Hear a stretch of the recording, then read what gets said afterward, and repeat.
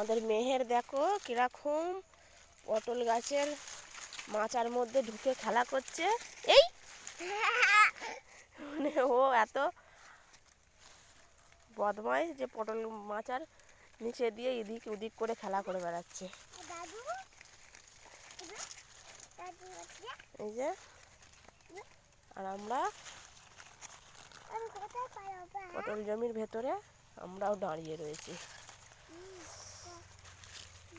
এখানে আবার নতুন করে পটলেরই চাষ করা হবে, তো শুধু পটল গাছগুলোই কেটে ফেলা হচ্ছে, মাচাগুলো থাকবে, কারণ এখানে আবার পটল চাষই করা হবে। এখন সন্ধে হয়ে এসেছে আর আমরা মাঠের মধ্যে, এই যে মেহের ওই যে মাঠের মধ্যে খেলা করছে আর আমরাও মাঠের মধ্যে দাঁড়িয়ে দাঁড়িয়ে দেখছিলাম।